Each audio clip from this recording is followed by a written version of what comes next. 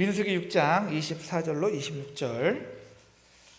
몇 절 안 되니까 우리 한 목소리로 함께 읽도록 하겠습니다. 시작.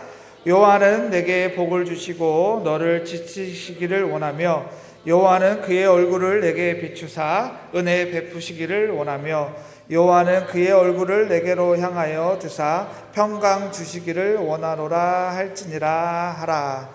아멘. 네. AI도 못하는 우리 터치 앞뒤 옆 터치 마시고 본인 혼자 스스로 터치. 네. 그리고 한 가지 더 있습니다. 앞뒤 옆을 바라보시면서 눈빛 교환. 잘 오셨습니다 라는 눈빛으로 눈빛 교환. AI도 못하는 눈빛 교환. 네, 그렇습니다. 잘하셨습니다. 어느 한 의사가 있었습니다. 그 가정에 그 의사가 강아지를 너무나 키우고 싶어서 이제 머리를 쓰고 있었는데 강아지를 못 키우는 이유는 그 아내가 이제 강아지 때문에 이제 트라우마가 있었습니다. 그 아내가 강아지로 인해서 이제 물리고 뭐 여러 가지 이유가 있었고 또 한 가지는 또 털이 날리는 걸 싫어해서 이제 강아지를 키우는 것을 이 의사는 포기를 하려고 했습니다. 그런데 남자들의 특성상 허락보다 용서가 쉽다고 이 의사가 아내 몰래 한 몇 개월 된 강아지를 이제 몰래 데리고 왔다고 합니다. 그러면서 이제 아내가 오기 전까지 이제 이뻐해주고 자녀들과 함께 잘 놀고 있었습니다. 그런데 이제 외출한 아내가 들어오는 시간이 됐을 때 이 의사와 이 아내 그 아들들이 어떻게 할까? 엄마가 오면 되게 화를 낼 것 같은데 어떻게 하지 하는데 아내가 이제 문을 열고 이제 집으로 딱 들어오는데 그 강아지 한 마리가 그 아내를 보고 이렇게 딱 조금 이제 보고 있었다고 합니다. 그랬더니 아내가 키우자라고 했다고 합니다. 이 아내는 왜 허락을 했을까요? 왜 허락을 했을까요? 눈맞춤. 이 강아지와 이 사람과의 눈맞춤 때문에 이 강아지를 키우게 됐다고 합니다. 그리고 수년이 흘러서 나중에는 아내가 이제 강아지를 또 하나 입양하는 놀라운 역사가 있었다라는 예화가 있었습니다. 이렇게 이 눈맞춤이 있었기에 이 강아지를 키우건데요. 이 눈맞춤, 이 놀라운 이 눈맞춤으로 강아지도 키우고 여러 가지 이제 하는데, 그렇다면 온 우주를 창조하신 하나님이 우리를 보고 계신다라고 생각을 한다면 어떻게 해야 될까요? 어떻게 이 자리에 옆에 간격 가운데 하나님이 지금 여러분을 바라보고 계신다라고 생각한다면 우리의 삶은 어떻게 돼야 될까요? 발달 심리학자들이 아기가 태어나면 어떻게 성장 과정이 되었는지를 연구를 했다고 합니다. 그런데 이 사람이 태어나서 가장 먼저 두 가지를 한다고 합니다. 이 두 가지 무엇일까요? 여러분들에게 힌트를 드렸는데 이 두 가지 뭐가 있을까요? 먼저 터치와 눈맞춤이 있었다고 합니다. 그래서 학자들이 이 터치와 눈맞춤을 단순한 생물학적 반사작용으로 보지 않고 이것을 가리켜서 상호주관적 경험이라고 부르기 시작했습니다. 뭐라고요? 상호주관적 경험. 좀 어렵죠? 쉽게 설명하면 이렇습니다. 엄마가 아기를 품에 안고 등을 쓰다듬 때 어떻게 해요?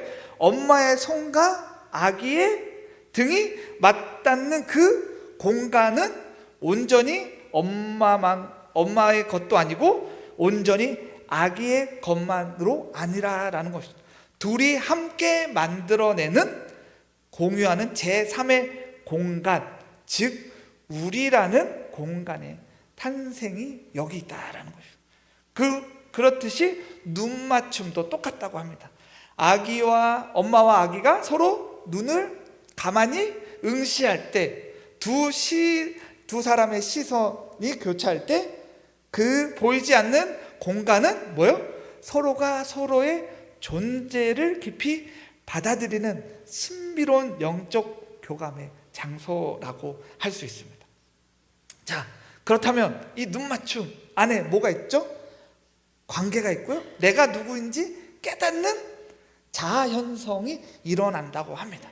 그러니까 아기가 태어나서 이런 상호 주관적 관계 형성이 있어야지만 뭐요? 성장할 때 바르게 성장할 수 있다라는 것입니다. 자, 그렇다면 이런 인간적인, 그러니까 사람이 그런 관계를 한다라고 했을 때, 자, 이것이 곧 눈맞춤이란 존재는 오직 인간뿐이 할 수 있다라고 할 수 있습니다. 우리가 잘 알고 있는 침팬지나 오랑우탄이나 고릴라 같은 그런 영장류도 서로 눈을 봅니다. 하지만 온전히 뭐요? 공격이나 위협의 신호로만 한다라는 것이죠. 그러니까 낯선 짐승이 눈에 들어와서 똑바로 쳐다보면 뭐요? 공격하나? 아니면 위협하나? 라는 것이죠. 그런데 사람은 그렇게 하지 않는다라는 것이죠. 자, 이렇게 과학적으로 지식으로 넘어가면 끝이 아니죠. 왜 하나님은 이렇게 사람을, 인간을 도대체 왜 이렇게 만드셨을까요? 왜 서로 눈을 마주치지 않으면 제대로 살아갈 수 없는, 어쩌면 눈맞춤을 갈망하는 존재로 우리를 왜 빚어주셨을까요? 그것이 오늘 우리가 읽었던 민수기를 보면 알 수 있습니다.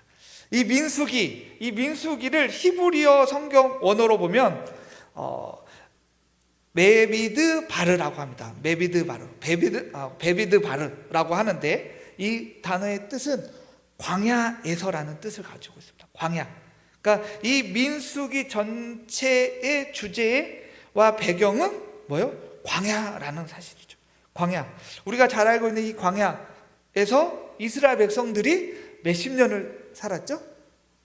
40년 광야를 통과하면서 철저하게 살았습니다. 그러니까 광야가 어떤 것이죠? 구약 성경에서 광야는 뭐요? 이중적인 의미를 가질 수 있는데, 하나는 이스라엘의 뭐요?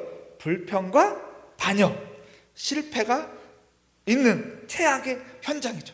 하지만 동시에 뭐요? 하나님께서 뭐요? 구름 기둥, 불 기둥으로 이끄시고 뭘 주셨죠? 만나를 주셨죠. 그래서 이스라엘을 품에 안고 걸어가신 놀라운 해방과 사랑의 장소이기도 합니다. 그래서 민수기 1장부터 10장 10절까지 전반부에서는 시내산에서 험난한 광야로 출발하기 전 하나님 앞에 거룩한 여행 준비를 하는 희망찬 과정을 담고 있습니다. 그러니까 하나님은 이스라엘 백성의 가운데 있었고, 그 가운데 인구조사까지 명하신 곳이 바로 1장부터 10장 10절까지입니다. 자, 이 인구조사, 단순한 숫자 파악이 아니라 연약했던 노예 출신의 백성들을 뭐요? 하나님의 말씀을 따라 광야를 헤쳐나갈 뭐요? 막강한 하나님 군대이자 거룩한 공동체 조직하는 과정이 바로 여기 담겨져 있다는 것이죠. 그렇게 진영이 조직될 때 가장 중요한 질서가 하나 있었습니다. 12지파가 동서남북으로 텐트를 치고 자리를 잡을 때 그 거대한 진영 한가운데 뭐가 있었죠? 회막이 있었습니다. 성막이 있었습니다. 그것을 두게 한 이유가 있습니다. 뭘까요? 바로 하나님이 이스라엘 백성 한가운데 거하시는 임재의 상징이 거기 가운데 있다라는 사실은 뭐요? 하나님은 뭐요? 저 꼭대기나 하늘 멀리 계신 분이 아니라 뭐요? 이스라엘 백성 한 복판, 이스라엘 백성의 삶의 복판 한가운데 머물고 계시다라는. 그렇다면 이 이스라엘 백성들이 눈을 뜨면 뭐부터 보죠? 뭐부터 볼까요? 네, 맞추시는 분에게 다음 성경 퀴즈 때에 놀라운 네, 뭘부터 보죠? 이스라엘 백성 12지파가 사방 군대 있지만 그 가운데 뭐요? 성막이죠. 뭘부터 봐요? 성막. 그 성막이 누가 계신 거죠? 하나님을 본다는 거죠. 하나님. 눈을 뜨면, 텐트를 열면 뭐요? 진영 한가운데 있는 하나님의 성막을 바라볼 수 없는 그런 구조로 만드셨다는. 그러니까 하나님을 삶의 뭐요? 구심점으로 삼고 있다라는 거죠. 그러니까 하나님 역시 성막 중심에서 동서남북 둘러싼 뭐요? 당신의 백성들을 뭐요? 매일같이 바라보고 계시다라는 것입니다. 그러니까 이스라엘 진영은 곧 뭐요? 눈맞춤의 진영이라는 사실입니다. 눈맞춤. 우리 다시 한번 앞뒤옆 성도님들 바라보실까요? 눈맞춤. 이게 바로 살아계신 거죠. 눈맞춤. 네. 그러면서 오늘 읽었던 아론의 축복이 임한다라는 것이죠. 우리 다시 한번 우리 24, 25, 26 다시 한번 읽어볼까요? 시작. 여호와는 내게 복을 주시고 너를 지키시기를 원하며 여호와는 그의 얼굴을 내게 비추사 은혜 베푸시기를 원하며 여호와는 그의 얼굴을 내게로 향하여 드사 평강 주시기를 원하노라 할지니라 하라. 아멘. 네, 고대 근동 사회에서 절대 권력자는 왕이죠. 왕이 고개를 돌려 뭐요? 신하를 향해서 보면 그 신하는 뭐요? 왕의 총애를 받는, 은혜를 받는 거죠. 그런데 왕의 시선이 머물지 않으면 어떻게 되죠? 죽는 것이죠. 그러니까 이와 같이 하나님이 지금 뭐요? 우리를 바라보고 계시고 우리 또한 하나님이 우리를 보고 계시니 우리 또한 하나님을 바라봐야 될 줄 믿습니다. 그것이 우리 성도된 우리 그리스도인은 뭐요? 하나님 중심으로 살아야 될 줄 믿습니다. 그래서 옛날 어르신들은 그렇게 교회 근처에 사셨잖아요. 교회 근처에서 교회에서 가까이 살아야 된다. 새벽 기도로 가야 된다. 살아야 된다. 네, 저도 이제 어머니가 목사님이시고 은퇴를 했지만 사택이 바로 교회 한 5걸음이면 갑니다. 네. 편할까요? 불편할까요? 어린 나이에는 불편합니다. 네. 모든 생활이 다 열려 있잖아요. 뭐 똑똑거리면 바로 사택이고, 뭐 성도님들 오시면 그냥 목사님 계세요 이렇게 찾으시고, 네. 뭐 신방 나가신 건 아니면 어디 외출하 계시면 저랑 누나밖에 없잖아. 그러면 어떡해요? 네. 안 계십니다. 네. 되게 어린 나이에 불편했습니다. 네. 그런데 뭐 눈만 뜨면 교회잖아요. 눈만 뜨면 네, 어르신들 다 그렇게 사시다가 이제 뭐 어쨌든 이유가 있어서 이제 교회 바깥에서 사시다가 들어오시고 하시는데 어쨌든 뭐요? 하나님은 우리를 보고 계시다. 눈 맞추고 계시다라는 사실을 기억하시는 저 여러분들 되었으면 좋겠습니다. 그런데 왜 이렇게 하나님께서는 사람을 만들 때 그렇게 미숙한 존재로 창조하셨을까요? 아기로 태어나면 아무것도 할 수 없잖아요. 엄마의 손길이 필요하고 뭐 아버지의 손길이 필요한 그런 존재로 우리를 왜 창조하셨을까요? 인간이 동물과 다른 것은 뭐 아까도 얘기했지만 눈 맞춤이 다르다라는 것, 상호작용이 다르다라는 것을 얘기했습니다. 그런데 이런 아이러니하게도 가장 미숙한 상태로 태어났기 때문에 뭐요? 자연계의 동물과 다르게 우리는 생활할 수밖에 없습니다. 우리가 잘 알다시피 뭐요? 자연계의 생명이 태어나면 몇 시간 안에 뭐요? 뛰기도 하고 뭔가 생존 본능으로 살잖아요. 그런데 우리는 태어나서 스스로 할 수 있는 것이 하나도 없습니다. 스스로 먹이를 구할 수도 없고 뭐요? 걷지도 못하고 심지어 자기 몸을 혼자 뒤집기조차도 못하죠. 뭐요? 몇 개월 있어야지만 뒤집죠. 두 발로 서는 것조차도 무려 뭐요? 1년 이상 걸리기도 합니다. 이런 세상적인 진화론의 관점이나 효율성 관점에서 보면 인간은 뭐요? 끔찍하게 미숙한 존재라는 거죠. 결함이 있다랄 수 있는 거죠. 하지만 이런 무능한 것, 그러니까 미숙한 상태로 태어났기에 뭐요? 엄마의 손길, 그 터치를 구하는 거고요. 엄마의 눈동자를 찾는다라는 거죠. 그러니까 타인을 바라보고 타인의 시선을 전적으로 받아야지만 내가 생존하고 있다라는 것. 의존의 시간이 필요할 수밖에 없다라는 것이 있는 거죠. 그런데 이 놀라운 창조 섭리 앞에서 우리 성경 역사 가운데 가장 위대한 사건이 하나 있습니다. 뭘까요?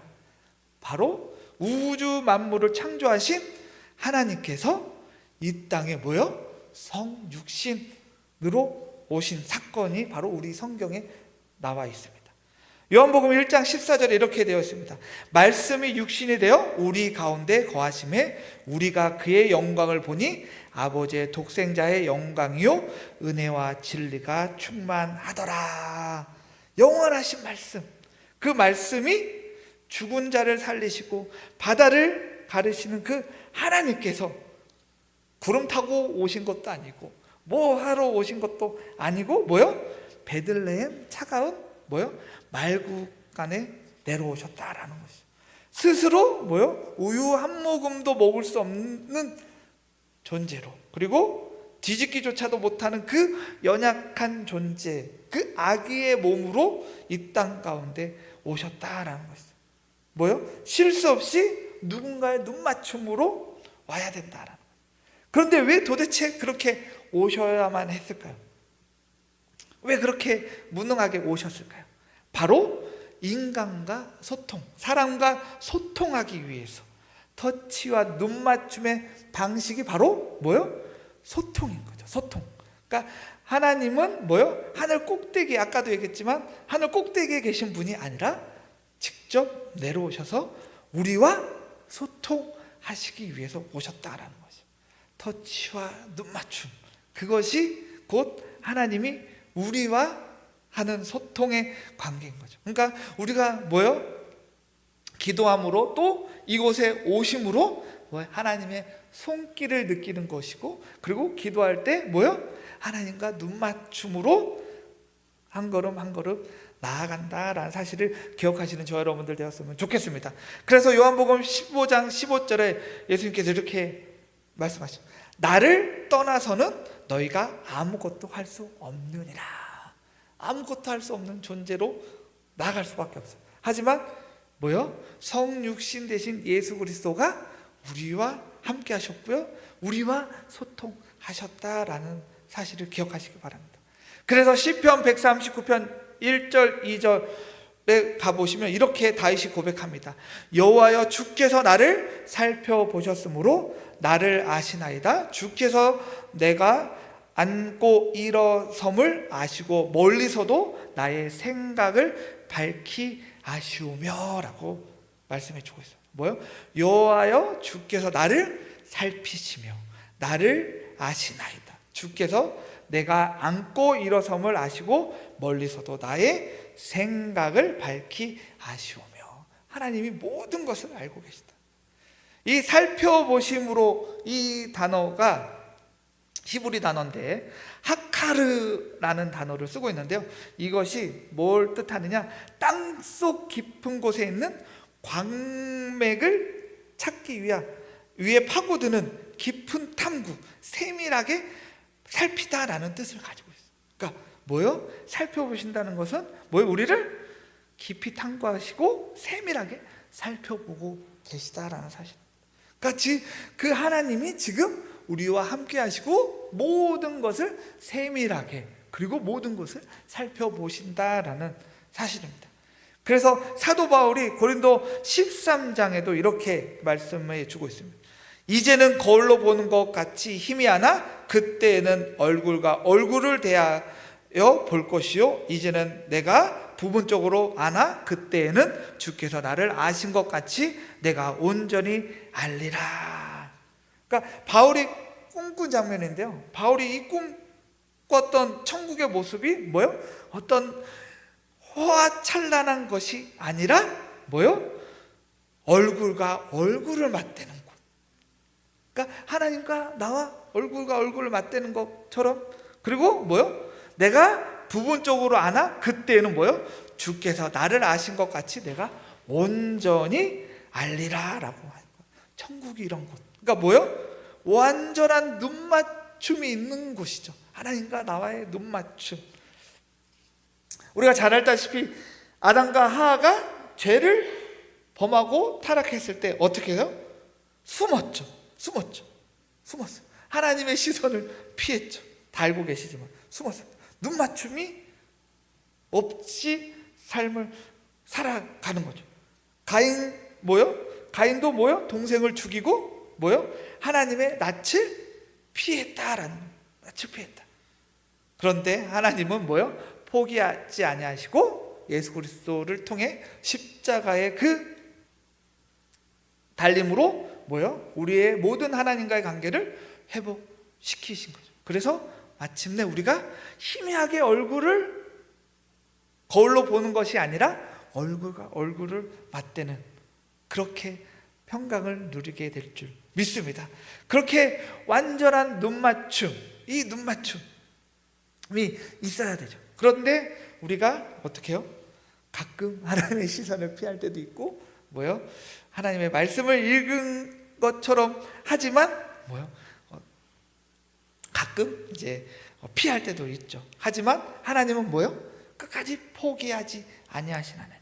끝까지 포기하지 아니하시고 우리를 눈맞춤을 계속해서 보여주고 계시다라는 사실입니다. 그래서 뭐요? 이스라엘 백성들이 광야에 40년 동안 긴 세월 광야를 유랑했지만 뭐요? 그 가운데 뭐요? 불기둥, 구름 기둥으로 하나님의 임재의 그 성막을 동서남북 어디에나 볼 수 있게. 그래서 그 하나님의 얼굴을 바라보지 않고서는 삶을 살 수 없도록 그렇게 삶을 만들어 놓은 것이죠. 그러니까 우리 또한 뭐요? 동서남북 어디서나 십자가만 보면 하나님이 나와 함께 하시는, 하나님이 우리와 동행하신다는 사실을 기억하시는 저 여러분들 되었으면 좋겠습니다. 그래서 어느 곳에 있든지 십자가만 보면 하나님이 나와 함께 하시는, 하나님이 나를 바라보고 계시는구나 라는 사실을 기억하시길 바랍니다. 그래서 저도 이제 집에 이제 딱 자고 일어나면 바로 십자가가 보여요. 저기 다른 이제 교단 십자가지만 어쨌든 십자가만 보면 뭐예요? 우린 하나님 나와 함께 하신다라는 것, 그것을 언제나 기억하게 될 줄 믿습니다. 그래서 어느 곳에 있든지 하나님이 우리와 함께 하신다는 사실을 기억하시고 하나님이 우리와 언제나 눈맞춤을 하고 계시다는 사실, 언제나 우리를 안아주신다는 사실을 기억하시길 바랍니다. 그래서 뭐요? 부모님으로부터 충분한 따뜻한 눈맞춤과 터치를 받으면 뭐요? 하나님과 나의 관계가 돈독해지잖아요. 하나님이 나와 함께 하시는구나 라는 사실. 그래서 하나님이 우리를 끝까지 바라보고 계신다는 사실을 기억하시는 저 여러분들 되었으면 좋겠습니다. 그래서 시편 34편 5절에 이렇게 놀랍게 얘기하고 있죠. 그들이 주를 앙망하고 광채를 바라시니 그의 얼굴을 부끄럽지 아니하리로다 라는 것입니다. 주님을 앙망하는 것이 무엇입니까? 내리깔았던 시선을 뭐요? 위로 향하여 주님의 얼굴을 우러러 보는 것, 앙망하는 것. 내 삶의 문제와 광야의 메마름에 고정되었던 내 눈동자를 어디로? 하나님께, 하나님과의 눈맞춤으로 다시 회복하시고 하루하루 한 주 삶을 살아가실 때 그렇게 하나님과 그렇게 눈맞춤으로 삶을 살아가시는 저 여러분들 되었으면 좋겠습니다. 그래서 뭐요? 여호와는 그의 얼굴을 내게 비추사 은혜 베푸시기를 원하며 여호와는 그의 얼굴을 내게 향하여 드사 평강 주기를 원하노라. 이 아론의 축복이 그 눈맞춤의 축복이고 이 예배 드리는 이 순간에도 하나님의 축복이 우리와 함께 하시기를 소망합니다.